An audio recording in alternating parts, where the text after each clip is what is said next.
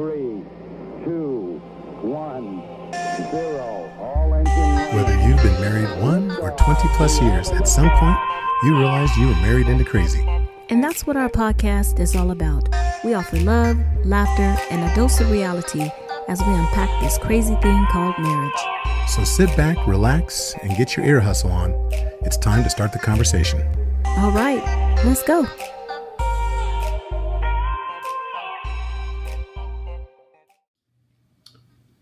Welcome to episode 111 of the Married into Crazy podcast with Snooks and Lovey. I'm Lovey. I'm Snooks.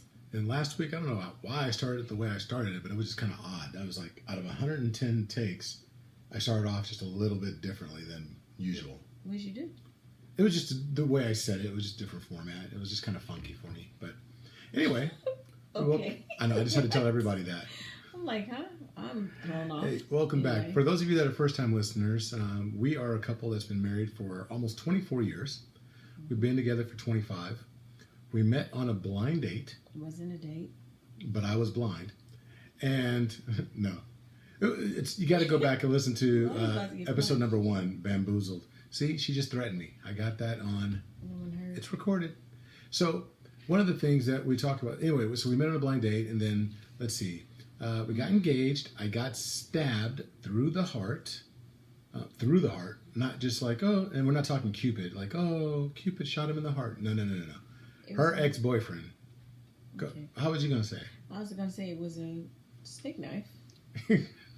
Yeah, it wasn't an arrow. Like arrows. Yeah, it wasn't an arrow. It was a serrated stick knife. It wasn't even like part of a good cutlery set either. And that came up during the court trial. Uh-huh. But anyway, survived 2 open heart surgeries, and we are still here together talking about it. Never mind the fact that 4 years later, she asked for a divorce. I did. She did. And deservedly so. What is your problem? No, so anyway, Ever. so that's who we are. If you want to know more of the story, you got to go back and listen to the first 110 episodes. Or at least the first like 45 or so.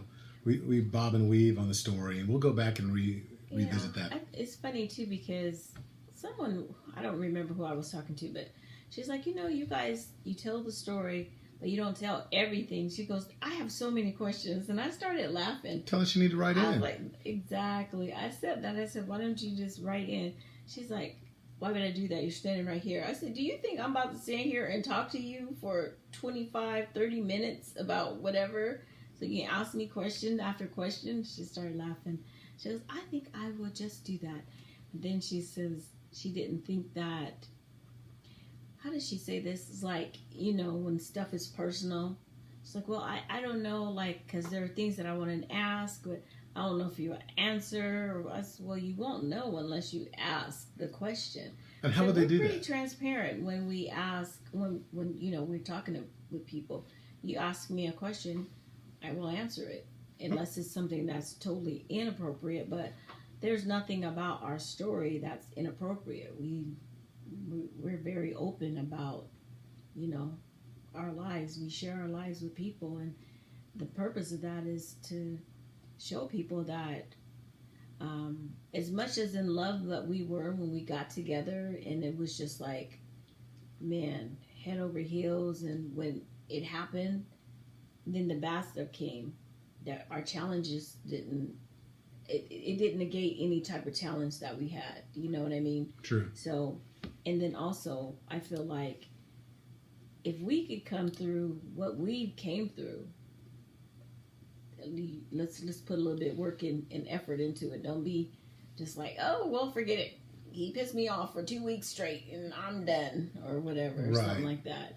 And that's why we feel as if we're uniquely qualified to really talk with other couples that are going through major challenges in their relationships. So one of the things that we focus on is truly trying to help 1 million couples. Because you keep saying 1 million, it's more than 1 million. Okay, let's get to 1 million and then reset the goal. How about that? No, we already had 1 million. So no, I don't know. No, but that's one thing that we really want to do. So we say go back and listen to the stories and all that. But let me ask you a question. So how would people actually reach out to us to ask those questions?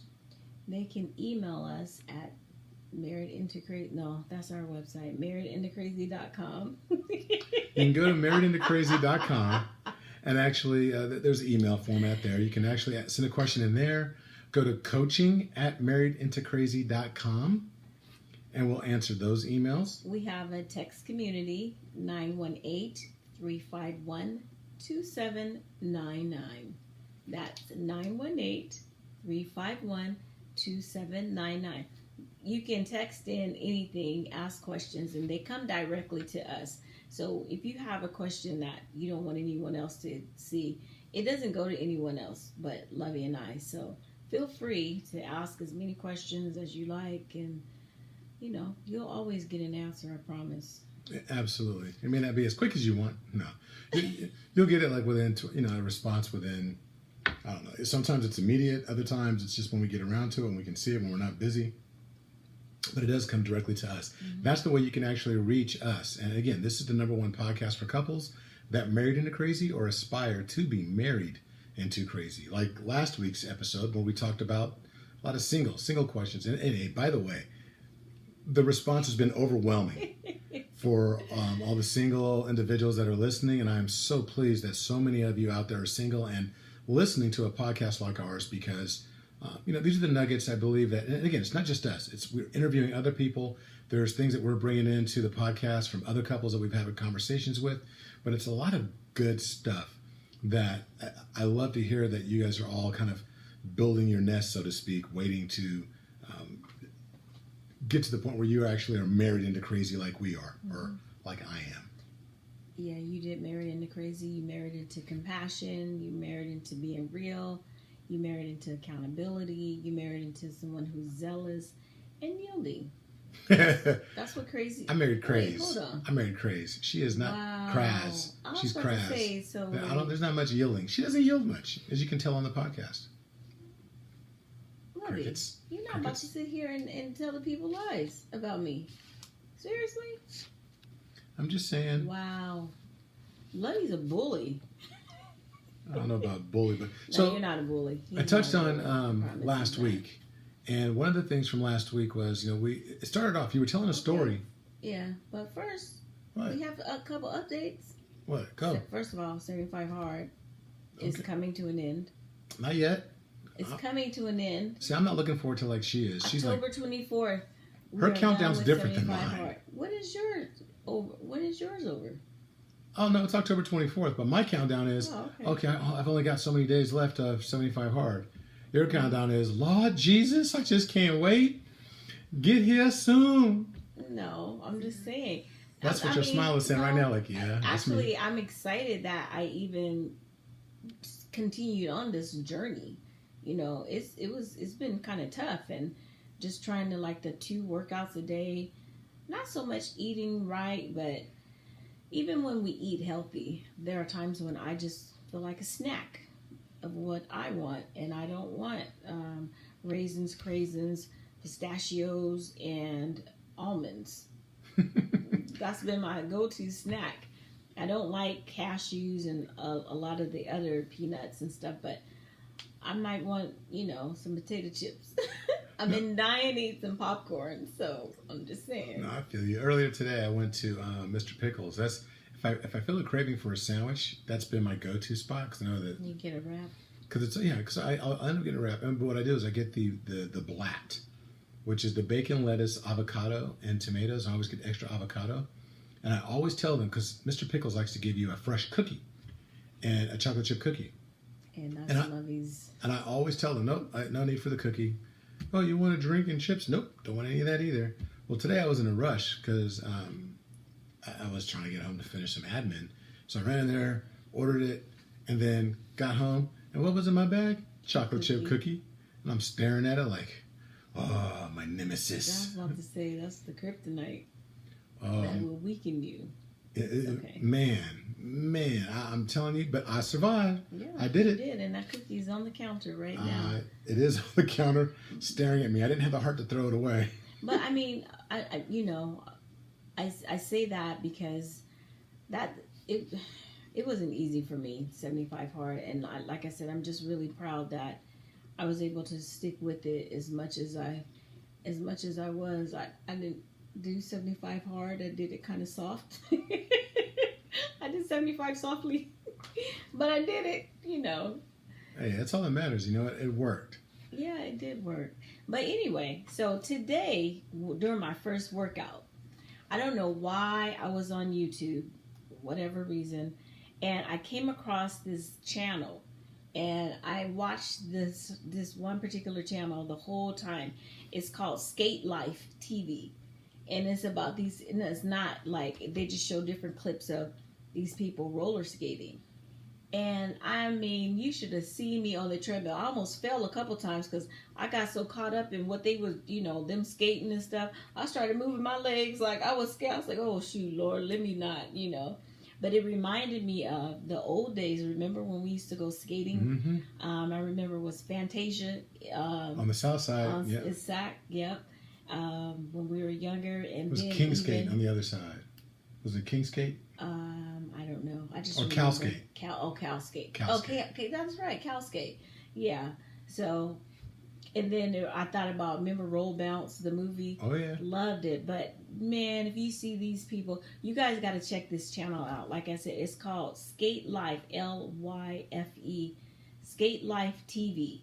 I mean, if you like skating and you like to see these people out of this world, they are incredible. And so as they're skating, I'm walking hecka faster and stuff. I was getting into it and stuff. Oh man, they had a crew, one particular crew, and they're called the Ones, DA1s, whatever. And there's a group, and everyone's synchronized. And I said, this could be in the Olympics. But anyway, I wanted to share that. You guys got to check out this channel, Skate Life TV. It was amazing. I was super hyped. Like I really wanted to go out and go skating. Okay. But of course we went and played pickleball. Yeah, I break something. I get out there trying to skate. I know how to skate, but I can't skate like that. So. Okay. Anyway, I'm just sharing. I'm like, all right. I don't know how to transition from that to our topic, but we're gonna skate over to the next topic. Okay, there we go. No, but I wanted to. A, kind of apologize, but B, not really apologize. Apologize to me? Apologize to you? No. See, last week asking. You had brought up a topic, and I felt like I hijacked it because I was asking questions that take us in a different direction. I'm used to it. We were supposed to be talking about, you had said something about boundaries, right? Because of the ladies that you were talking with at work. And that whole conversation came up about setting boundaries in your relationship, and the lady challenged you. Well, you go home and you use that word boundaries with your husband. And then I don't know how we got on the subject about cheating and all of that, but it went there. And it was a great topic, great conversation, great feedback. And we're going to end up having a singles panel that we're putting together in order to continue that conversation. Not just that, but just what is it like in today's world trying to date. We're going to go there. But I do want to circle back and talk about some of the stuff that you ladies talked about regarding setting boundaries. Well, I mean, and sorry, hold on, and then in our marriage discussion, because we get in a married couples call on Sundays, and there was this thing that came up about. I thought we were going to do that another time. No, we're going to do that, but it was just so many different topics. But there was something that came up that tied in just a little bit about setting boundaries early in the relationship, or at least expectations, and then your boundaries are set up around those expectations. If you have a set of expectations and I have a set of expectations, then and we discuss it and we agree on those expectations, then there's got to be some boundaries around what we committed to doing. And if you're out of bounds, like, hey, you're not staying true to our expectations, then that's something that we need to talk about. So I think that it was funny how all these we were kind of tiptoeing around boundaries. I really wanted to go back to that this week. Well, okay, so basically the conversation was about the lady. She was very frustrated with her husband, and a couple of us, we were just talking about maybe some things that she might be able to bring up with her husband. And so I was like, oh, well, those are my non-negotiables. And another person said, oh, so boundaries. And I was like, oh, okay, well, I never thought of it as boundaries, but in a sense, it is my non-negotiables. Those are the limits that I set, and for myself, though, I don't negotiate with those.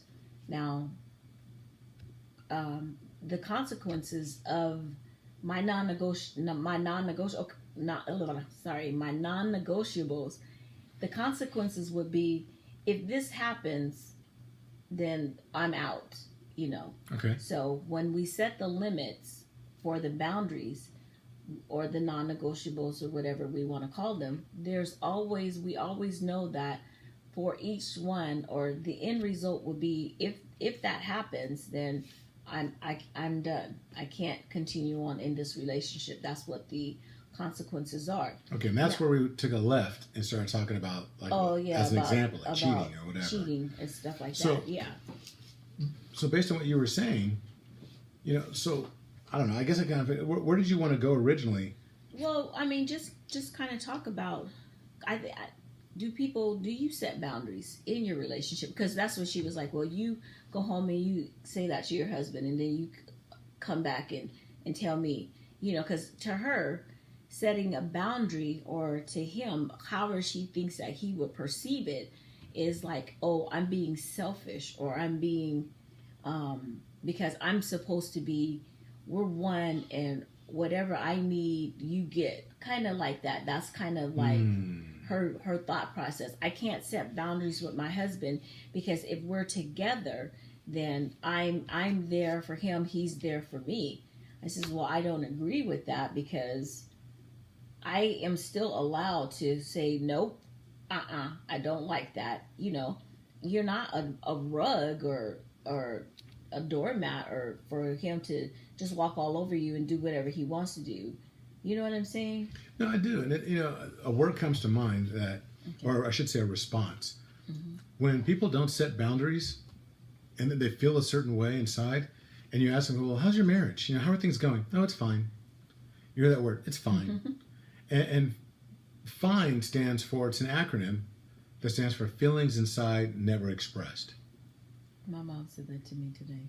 Did she really? I said, yeah, she called. It was just funny. She was like, she goes, oh, I'm fine. And I was like, oh, that's good. She goes, you didn't even pay attention to Ernest. Oh, like, no. Mom, She was talking whatever. about faith insurance never expires. Oh, okay. See, I did a talk for church a couple of weeks ago. She got it a little bit backwards.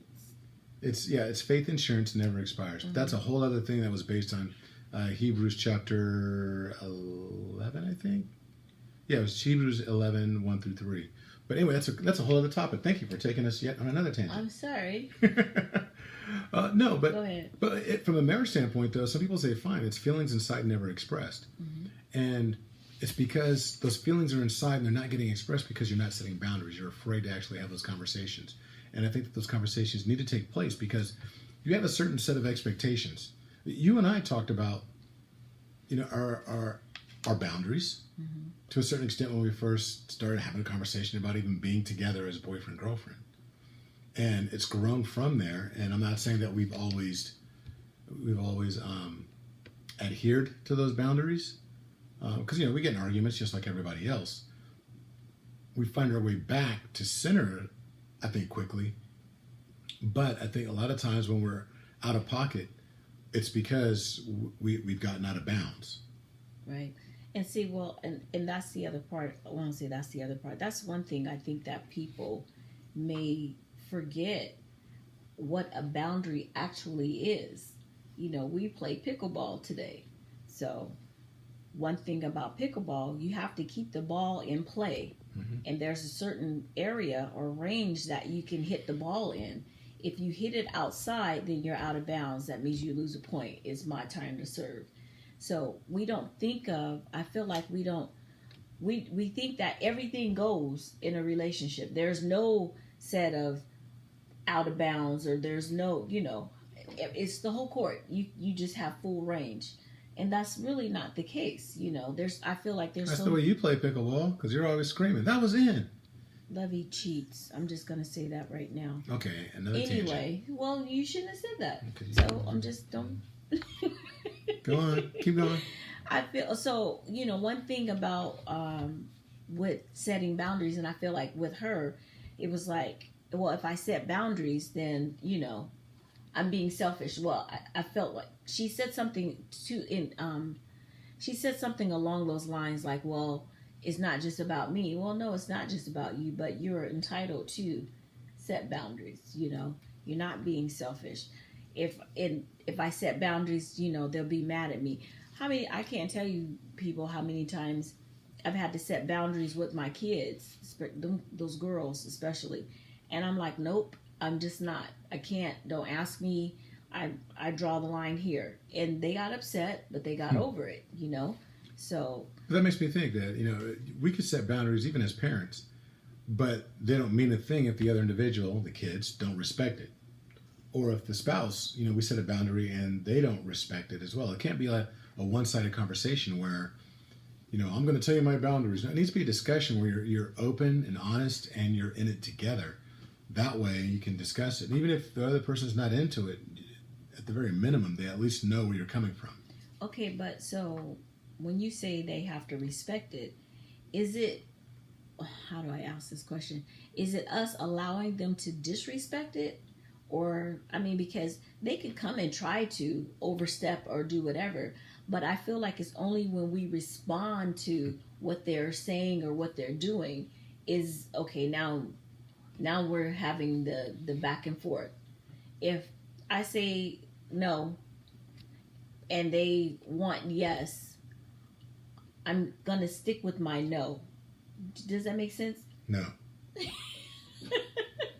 Okay, so a lot of times when you say, okay, so a boundary could be a yes, no, I'm not going to do that. Okay? And if I say no, but they want me to do it, they can keep on egging me or trying to get me to change my mind, right? Okay. Okay, so the only way that the boundary that I fold is if I go ahead and I do it. Because you're saying them respecting the boundary.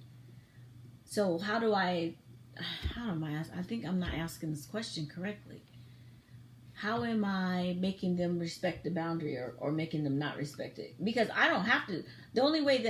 I feel like the only way that they're not respecting is if I give in. Well, does that make sense? I'm not going along with that only because I feel as if what needs to take place is if you okay? Okay. COVID.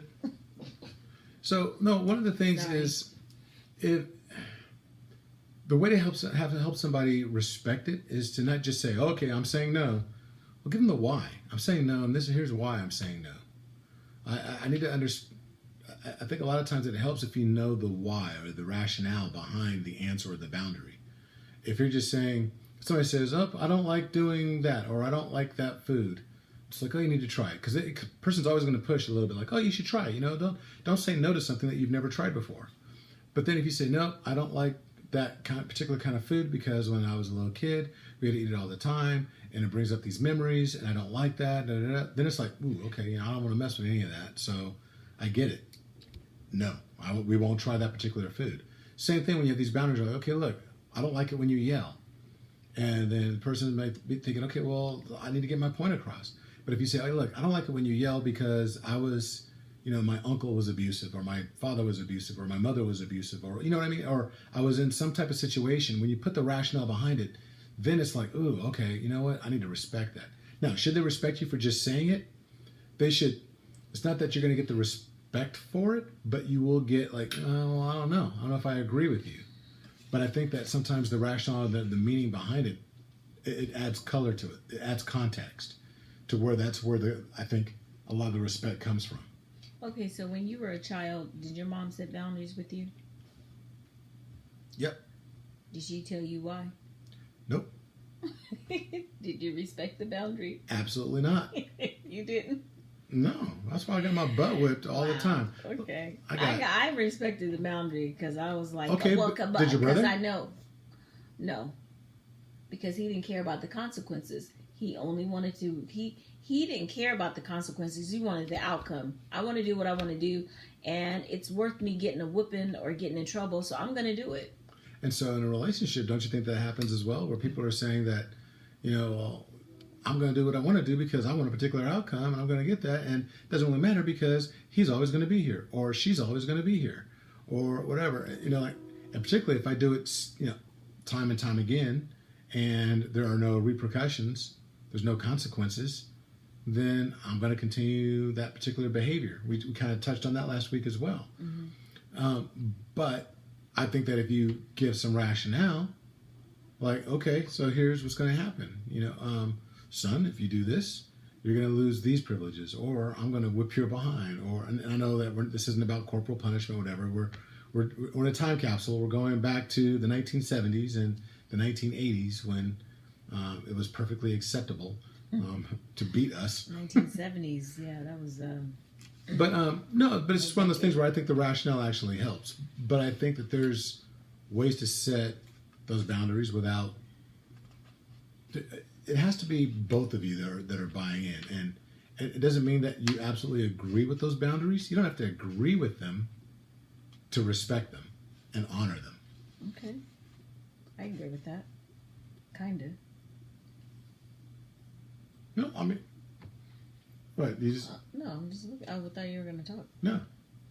Anything else you want to talk about boundaries? Are you done? I'm done. No, I mean, you got like 15 pages of notes here, and I was like, okay, this is going to be a deep one. No, Look, sometimes I would think that sometimes people don't want to actually participate or at least listen to the boundaries because they feel like they're being controlled. If you're telling me what your boundaries are, I can see some people that have a large ego saying, "Oh, well, I without that rationale, no, you're just trying to control me." I can see a lot of women, in particular, and I'm probably gonna get in trouble by saying this. I can see women saying something along the lines of like, "Oh, he just doesn't want me to hang out with my friends." Like, okay, perfect example. I won't say perfect, but I think a good example is you got your girls. Mm-hmm. You guys do so much together. But let's say you got a pack, there's a pack, there's 5 of you. 2 of you are married, 3 of you aren't. Mm-hmm. You guys always go out, do certain things, eat, whatever. Now it's gradually to the point where everybody's doing better financially. They're stable. They got discretionary income. Let's go to the club. They want to go to these expensive clubs. They want to, get bottle service. They want to do all this stuff. And they want to go out, but they want to go out. Your single friends want to do, hang out and have a good time. And you like to go out and you want to dance, whatever, but this is just the girls. So the husbands aren't with you. And so y'all go kick it, but then things get a little squirrely because your 3 friends are acting up, and not acting up, but having a good time, and it attracts single men. And so now while they're out there dancing, because women like to dance in packs, right, in groups. So the 5 of you are out there dancing, 3 of you are being single, dancing single, and then there's the gentlemen that come out there to dancing with them, but because y'all are all together, dudes start getting up on you and the other girl that's married. Now, it's up to y'all to like back off, but if word gets out, like, oh man, hey, I saw your wife, with her girls, and they were getting a little wild out there. So you hear that, you're like, okay, look, you can't go out with your girls no more. Or you can't be going to the club with them, whatever. Some people are going to take offense to that and say, like, look, you can't tell me that I'm supposed to. You need to start setting those boundaries. So if the husband attempts, and it goes both ways. It could be, well, the fellas don't go out dancing with one another. It's like, well, okay. So that doesn't work if I flip the script. But you know what I'm saying? It's like, okay, so husband comes home, it's like, look, man, my friend said he saw y'all out there. Yeah, we were at the club. I told you we had a good time. Da-da-da. Yeah, but he said y'all were getting kind of wild, whatever. I don't want you going out with them anymore. It makes me feel some kind of way, especially if I got other people coming up to me saying that y'all were just, and then you're like, okay, hold on a second. I'm just got this whole thing going in my head now. Hold on a second. First off, it wasn't y'all. It was A, B, and C were out there dancing. We were all dancing together, and these guys came out there, started dancing with them. But then there was a pack of them. They were dancing around us as well. So we just kept dancing. Me and D and E. We just started. We were dancing together. There just happened to be guys out there dancing with the other ones. Yeah. Well, the perception was that y'all were getting wild. So there's an argument in your house. So the husband says, I don't want this anymore. We need to set some boundaries. Now, I think I think the husband's coming from a good place. Like, we need to set some boundaries, but you're taking it, or the female's taking it as, You're telling me I can't be with my friends. Now all of a sudden there's a wall, there's a barrier that's up there. Does that work? Because I just played out a whole scenario and I'm already mad at you. I'm like, okay, so who did You this can't. happen with? No, I'm just saying. I got a pretty vivid imagination. So now, yeah, though I am angry with you and you cannot go out with your girls now. Sorry, Deej. None of y'all. And Tracy. And no, she can't come out no more. Because in my head, y'all just acting wild. Okay, crazy, go. No, so anyway, I mean, what are your thoughts on that? Oh, I would like you to participate in your topic. I thought you were going to say something else. I was waiting for you. Well, I understand where he's coming from because it is perception, but also I understand where she's coming from too because, like, well, now it becomes a matter of trust. Do you trust me? Okay, yeah, I trust you, but I can't have these people coming up to me saying blah, blah, blah. So now you're more worried about all these people coming up talking to you over what I said. So I don't know how. Are you asking me what I would do? But do you put a person in a position to where they even have to question the trust, or all of a sudden it's like, well, I don't know. Like I got, for y'all out there acting wild. You were at the club. Y'all were out dancing. You did agree that, yeah, there were a bunch of guys out there dancing. It's like, okay, well, you know what? To avoid the argument, how about we not put you in that position anymore? Okay. And and that's me putting a boundary. So you're like, okay, but what if you're a couple? No, I mean, I'm saying okay as far as I understand what you're saying, and I totally get it. Like, so do you think? Okay, in that scenario, do you think there should be boundaries set up? Probably, yeah. Because I mean, if the tables were turned, I'd be pissed. I'd be like, what you mean? You was at the club, and I mean, I don't want to say what you mean. No, but here for me though, I don't know. If you go to a club with your friends, I'm not going to think that you're just going to sit around and just sit and talk. So I know you're going to be dancing. You probably ask somebody to dance. I don't get jealous off of that kind of stuff. It's inappropriate behavior that would make me be like, what the hell? I must just be old because I'm like, no, music's too loud. You say that now here. No, but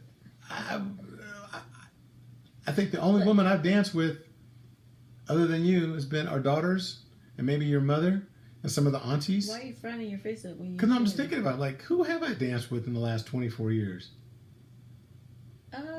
Dance with other people, because we were out when we were at Terry's. Remember for her party, and we're just out on the floor. And there's that's family. That's my other family. Okay, but I'm saying you, because my family, you yeah, named. I'm saying, but I'm saying you named them. So yeah, I'm just saying. But I mean, that's my other family. I mean, but you don't go out. I know, because I'm old.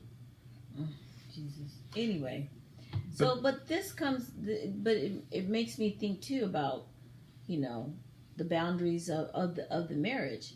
Okay, so what binds a marriage is commitment and values and love, and so my commitment is to you. I love you and I value our relationship. So I'm gonna remember that probably after I stop being mad, So we will have to set boundaries just because I don't want this kind of thing to be something that tears us apart, Something as inconsequential as going out with my friends. We can always hang out. We just won't go to a club.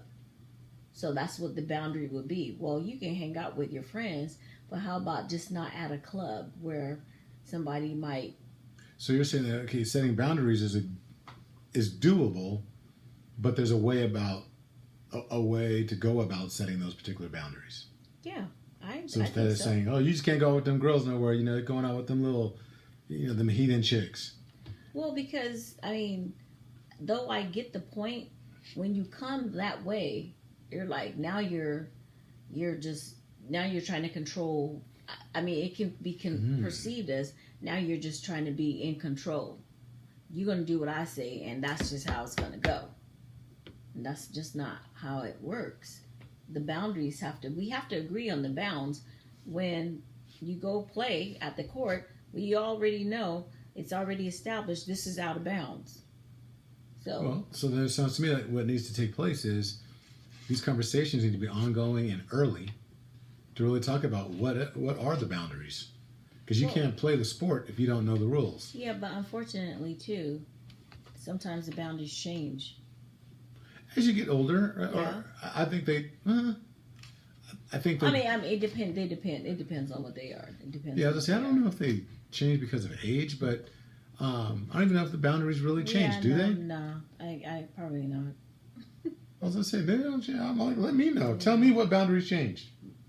Well, the access to your account changed, so that used to be a boundary. Was it? No, just playing. Let me know. Well, was it? No. Oh my god, I don't remember saying that ever. But no, I think that though it has to happen early. It's one of those things where you have those conversations. If you're going to sit down and talk about, these are I want 3.5 kids. I want a white picket fence. You're talking about all these superficial things. We need to talk about things like, what works for you, what doesn't when it comes to if I'm going to go hang out with the girls, or if you're going to go kick it with the fellas, we should probably talk about, what makes me feel safe, what makes me feel as if I'm being respected. Yeah, what's acceptable in behavior when we're apart from one another. Well, we always have that saying: how you start something is how you will more likely will end it.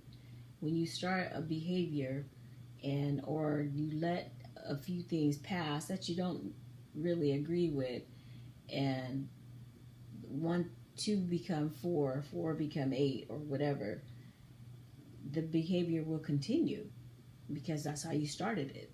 If you never put the break, let's stop it right now, so that we don't get into any trouble later on or get into a big old disagreement.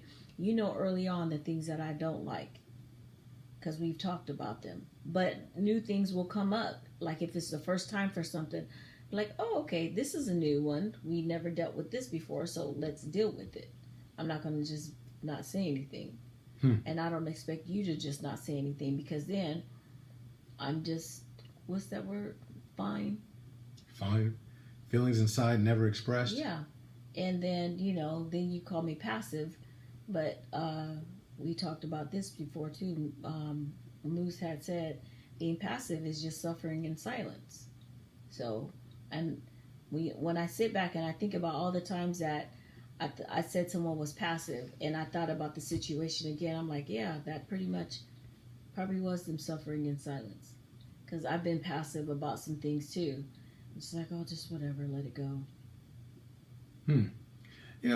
I think this is a conversation that needs to continue.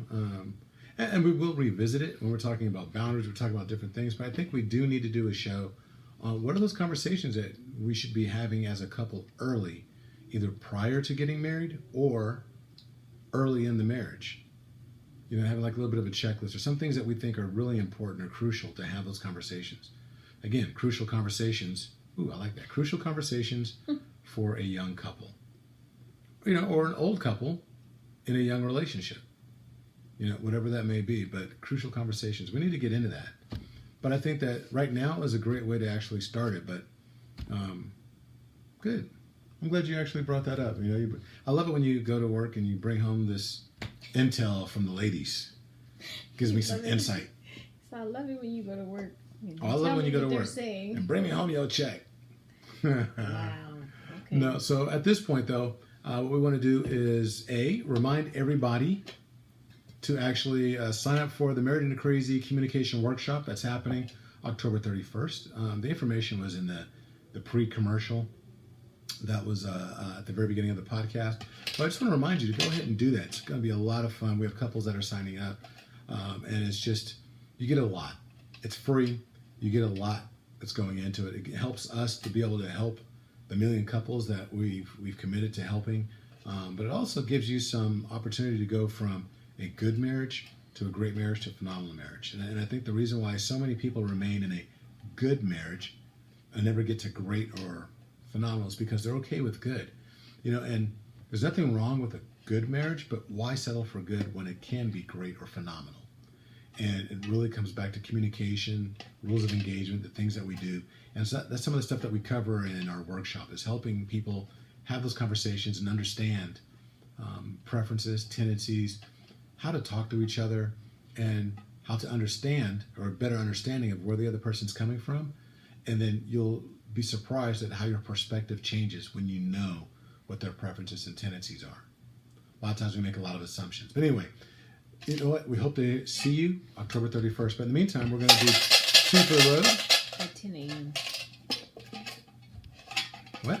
At 10 a.m. What did I say? No, I just was telling the time. Yeah, so October 31st, starting at 10 a.m., and it's going from 10 a.m. to 11 to 11, or about 11:30. So what does your I Can for Couples say? I can cook dinner for my partner. Well, you do that every day.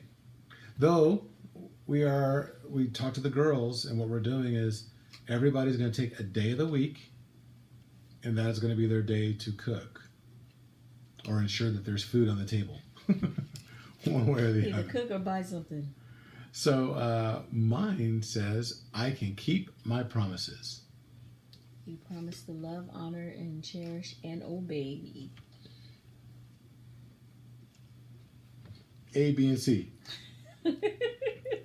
No, so that's fun. And you know what? The I Can for Couples is available on our website in the store. And it's a neat little tool that can help you do like the little things. And it's just a matter of something a little fun, something interesting where you just have these affirmations that begin with the words I can. And something that you focus on for the week. So I'll be focusing on keeping my promises. If I say I'm going to do something, I will follow through and do it. As a matter of fact, I said that I can take my wife on a vacation. And so next week, we are going to be going to Las Vegas. We will have a podcast, of course, going for next week. It'll be a fresh one, a new one. But we're going to be going to Vegas and kind of unplugging from a lot of this around here. So I will keep my promise to not have an agenda. Not to have an agenda when we go. That's one thing that she wants. She wants to take a book, hang out, spa treatments, restaurant, room. That's all she wants to do. And I will keep my promise that I won't get a tourist guide map and say, oh, we got to be here at 12 and here at 3:30 and blah, blah, blah. I promise y'all Lovey will be doing it all by himself if that's the case. And I'll be at the club kicking it with her 3 friends. Hey. I'm not worried. Anyway, hey, as always, we love sitting here and participating with you in this conversation. We hope that you enjoyed it. You got something out of it. Tell a friend. Share with others. Please go to Amazon Music or Spotify, Google Music, iHeartRadio. But on Apple Podcasts, you have the ability to leave a rating and a review. And we ask that you go ahead and do that. And then, of course, share the podcast. Share the podcast with your friends, and we can increase the conversation, reach more couples, and really have a robust conversation where we get a lot of different viewpoints. So, until the next time. And don't forget the 8 minutes and 46 seconds. Oh, yes, yes. yes. Social justice. At the end of every podcast for the remainder of the year, if not longer, we will be observing 8 minutes and 46 seconds of silence so you can meditate, reflect on your role in the community. You know what? Use the 8 minutes and 46 seconds to be quiet and go through your ballot. To vote. Don't forget to vote. And vote. Vote, vote, vote, vote, vote. I don't care what side of the aisle you sit on. Exercise your right as a U.S. citizen to vote. So, with that said, until the next time, be blessed. Bye-bye.